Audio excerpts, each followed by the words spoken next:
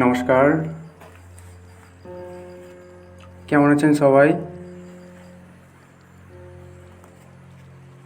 আজকের আলোচনা ভগবানকে পেতে হলে কী রকম ভক্তি থাকার দরকার। আজকে এই ভিডিওর মাধ্যমে জানতে পারবেন যে বিশ্বাস কী জিনিস। তো একটা গল্পের মাধ্যমে আলোচনা করা যাক। এক মাঝি প্রতিদিন নৌকায় যাত্রী পারাপার করতেন এবং সেই নৌকায় প্রতিদিন একজন গুরুদেব পার হতেন। একদিন মাঝি জিজ্ঞেস করলেন গুরুদেবকে যে, গুরুদেব, আপনি প্রতিদিন আমার নৌকায় পার হয়ে কোথায় যান? তো গুরুদেব বললেন, আমি ওপারের আমার সমস্ত শিষ্য এবং শিষ্যদের কাছে কিছু পেয়ে থাকি এবং মন্ত্রও দিয়ে থাকি। এই কথা শুনে মাঝি তখন বললেন, গুরুদেব, আমাকে আপনার মন্ত্র দিতে হবে। তখন গুরুদেব বললেন,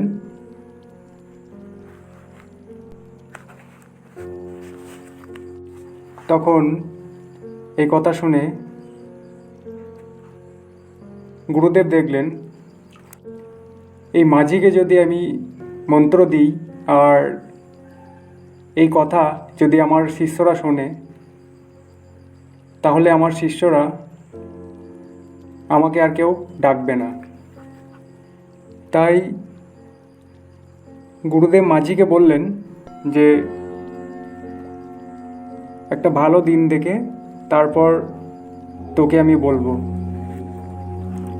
তো পরের দিন যখন আবার গুরুদেব আসলেন, আবার গুরুদেবকে সেই মাঝি জিজ্ঞেস করলেন, গুরুদেব, আমাকে মন্ত্র দেবেন তো? দিনক্ষণ দেখেছেন? গুরুদেব তখন বললেন, হ্যাঁ, কালকে তোকে মন্ত্র দেব। তো তুই এক কাজ করবি, নৌকাটা ধুয়ে পরিষ্কার করে ফুল চন্দন মালা নিয়ে নৌকাতে বসে থাকবি। আমি আসব, তারপর তোকে মন্ত্র দেব। পরের দিন যখন গুরুদেব আসলেন, মাঝিকে জিজ্ঞেস করলেন, কিরে, সব কিছু এনেছিস? মাঝি তখন বললেন, হ্যাঁ গুরুদেব, সব কিছু এনেছি। তখন গুরুদেব মনে মনে ভাবলেন, ওকে সঠিক মন্ত্র দেওয়া যাবে না। তাই কি করলেন? গুরুদেব মাঝিকে বললেন, নৌকাটা নদীর মাঝখানে নিয়ে চল। মাঝি নৌকাটা যখন নদীর মাঝখানে নিয়ে গেল, তখন গুরুদেব বললেন, তুই কৃষ্ণ কৃষ্ণ করিস, তাহলেই হবে। তখন মাঝি গুরুদেবকে জিজ্ঞেস করলেন, গুরুদেব, এটাই মন্ত্র? গুরুদেব তখন মাঝির কথায় বললেন, হ্যাঁ, এটাই তোর মন্ত্র। এই কথা শুনে মাঝি প্রতিদিন এই কৃষ্ণ নাম জপ করতে লাগিলেন। এই নাম জপ করতে করতে ডাকে গোবিন্দ শ্রীকৃষ্ণ সন্তুষ্ট হয়ে একদিন নৌকায় এসে দাঁড়িয়ে পড়লেন এবং ভগবান শ্রীকৃষ্ণ মাঝিকে জিজ্ঞেস করলেন যে তুই প্রতিদিন আমাকে ডাকিস কেন? মাঝি তখন বললেন, প্রভু, আমি তো আপনার দর্শন পেলাম, তো আমার গুরুদেবকে আপনার দর্শন দিতে হবে। তখন মাঝির কথা শুনে শ্রীকৃষ্ণ বলছেন, না রে, তোর গুরুদেব আমাকে দেখতে পাবে না। তোর গুরুদেবের সেই চোখ এখনো পর্যন্ত হয়নি। তখন মাঝি বললেন, হে প্রভু, আপনি আমার গুরুদেবকে যদি দর্শন না দেন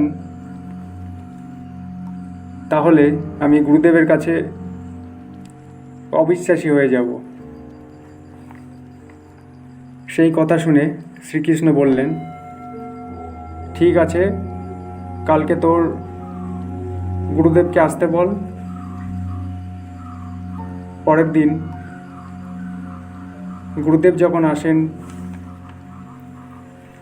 গুরুদেবকে মাঝি বললেন, গুরুদেব, আপনি আমাকে যে মন্ত্র দিয়েছিলেন একদম সঠিক মন্ত্র দিয়েছেন। সে কথা শুনে গুরুদেব বললেন, সে কেমন?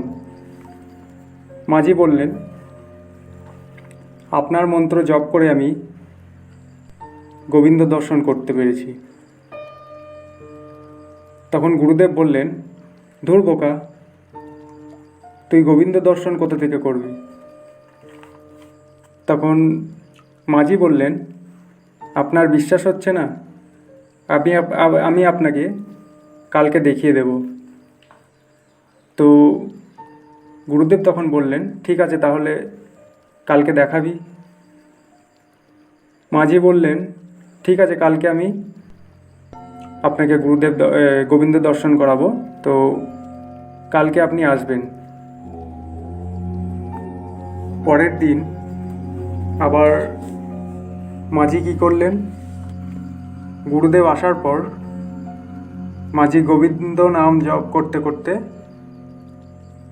দেখলেন আবার গোবিন্দ নৌকায় এসে দাঁড়িয়ে আছে।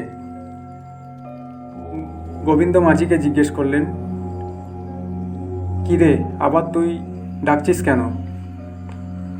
মাঝি তখন বললেন, এই যে আমার গুরুদেব এসেছে প্রভু, আপনার দর্শন দিতে হবে আমার গুরুদেবকে।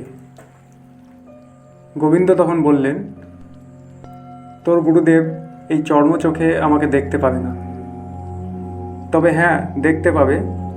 তুই যদি তোর গুরুদেবকে টাচ করিস তাহলে তোর গুরুদেব এক পলক আমাকে দর্শন করতে পারবে।